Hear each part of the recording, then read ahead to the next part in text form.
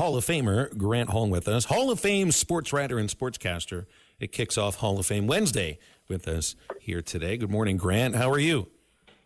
I'm fine. Yeah, it's been interesting times, hasn't it been? The last 2 weeks has been kind of nuts. Notre Dame and Arkansas, I mean, it's exciting that this game is being played, but the fact that it almost feels that this game is taking a backseat to everything else that's going on, especially after the Memphis loss, Grant. Yeah, that's too bad. You know, at one time there was a little bit of animosity between Arkansas fans and the whole Notre Dame thing. I remember one year Arkansas finished 10-1, and Notre Dame was 7-2-1 and was rated higher in the Associated Press poll. I remember calling a St. Louis radio station like 50, 60 years ago, whenever that was, and they said, well, you know, Notre Dame played a better schedule and they did play a bowl game. They got the benefit of the doubt. All these things, you know, I've been waiting a lifetime to see this game, and you're right, it just kind of takes a back seat to everything else that's going on. Not only really in the Arkansas program, but like the Ryder Cup is this week. You know, I mean, people like me like to watch every minute of the Ryder Cup, and for about 4 hours on Saturday, I'll be pausing that to watch Arkansas. What does Arkansas have to do to beat Notre Dame? Well, Matt, today it's interesting. Arkansas was only a 4.5-point underdog. That seems small to me. I mean, if you watch Jeremiah Love play, and you watch Price, and you watch C.J. Carr, and I know Notre Dame is 1-2, but I don't really see a loss on the rest of their schedule if they play the way they should play. I just think that they probably have too much for Arkansas. So you think is there a way of saving the season? Right? I mean, how do you view it? I mean, a lot of folks are like, well, how many wins are left this year? What do you see? I mean, do you look at it that way, or you try to take it in your mind 1 week at a time and go from there? Yeah, traditionally, it's a game that the fans could really get up for, and the stadium could make a difference. The noise, we've seen upsets. We've seen Arkansas beat teams before in these moments. Even last year, they beat Tennessee. So, yeah, it's possible, obviously. But just so many things about that game, all the chunk plays that Memphis had, the procedural things, penalty, 12 men on the field coming out of a timeout, just things like that are befuddling to longtime Arkansas fans. And it's what's created a lot of this buzz. You know, what's the future of the program? What's going to happen next month, next week?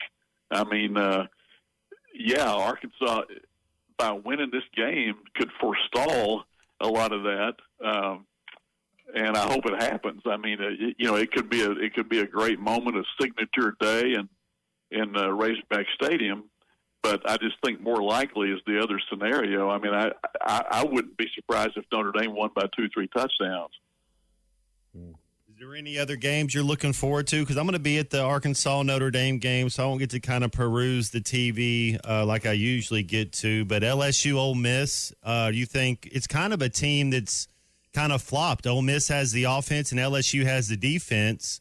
And their offense has kind of been stalling, and that was a really good game last year. If you remember that LSU Ole Miss game last year, how do you see that one going? LSU, I think. I agree with the 3 games Arkansas is getting. I think that's a pretty good choice by the SEC office.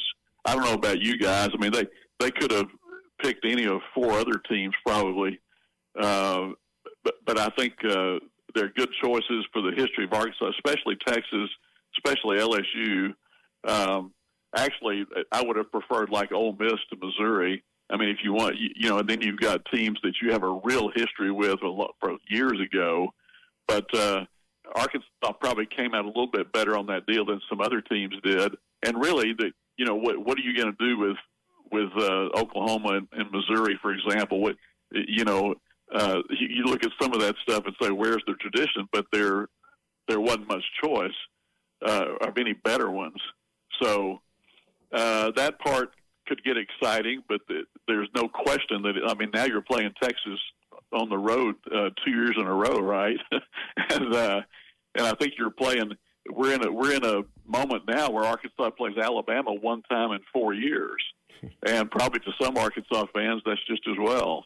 And then you're thinking you get Vanderbilt finally when they're good next year, although who knows what it'll look like next season.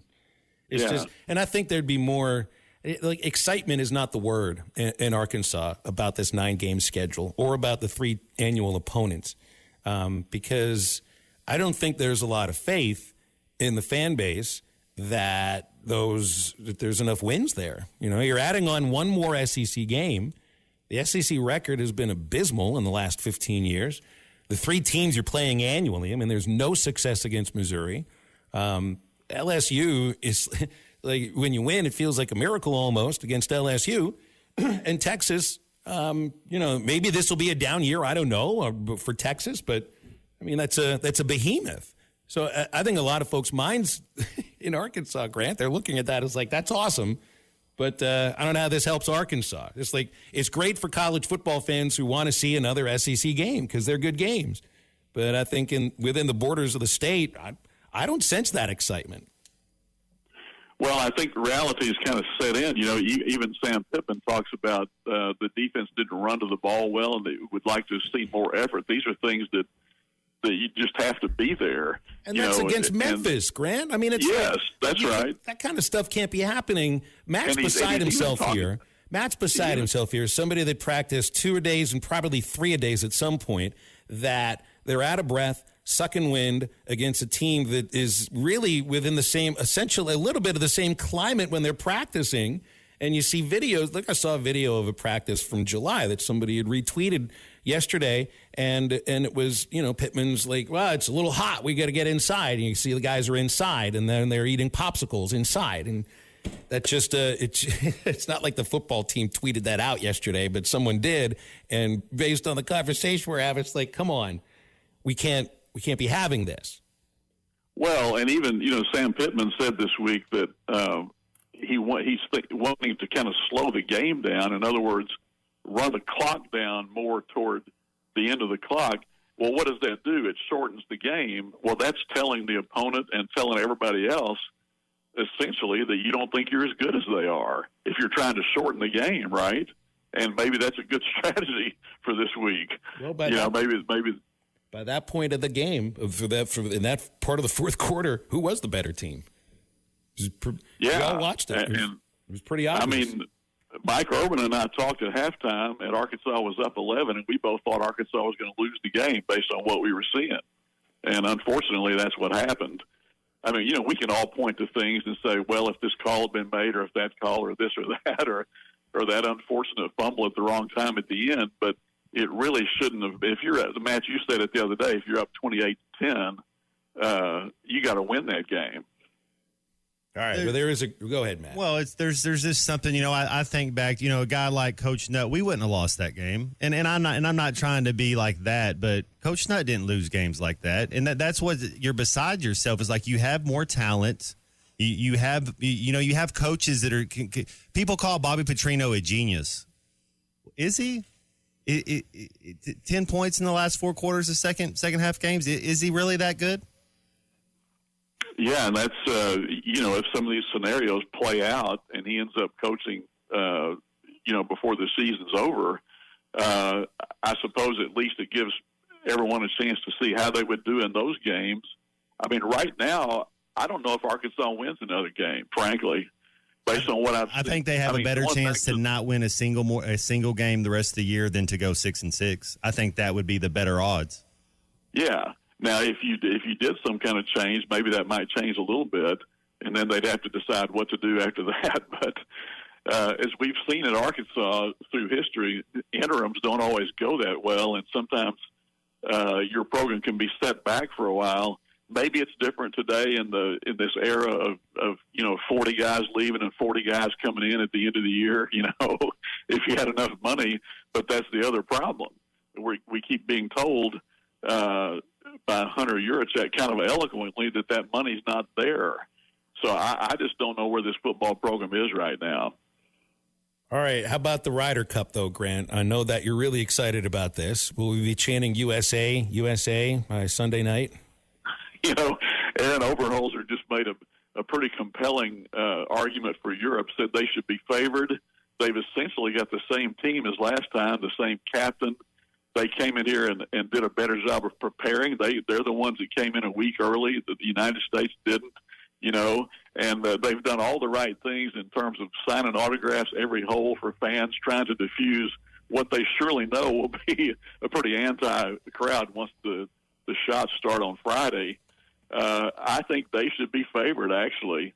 And, you know, when it comes down to those key shots on the 16th, 17th, 18th holes, guys like Justin Rose and Roy McIlroy and Fleetwood, and you go on, Oberg and Hovland, I just kind of think you give them the edge. I hope I'm wrong. You know, I do think Keegan Bradley's done a really good job as captain. I admire a lot of things about what he's done, and I hope it's a close one. Unlike the last four, this should be one of the most exciting events in sports, and I hope it turns out that way. Should be a lot of fun, Grant. Hopefully the football game Saturday is fun, too, and it'll be a heck of a lot more fun talking about an Arkansas win Wednesday. Yeah, I hope I'm dead wrong about this stuff, too, but, you know, that's kind of just how it looks to me.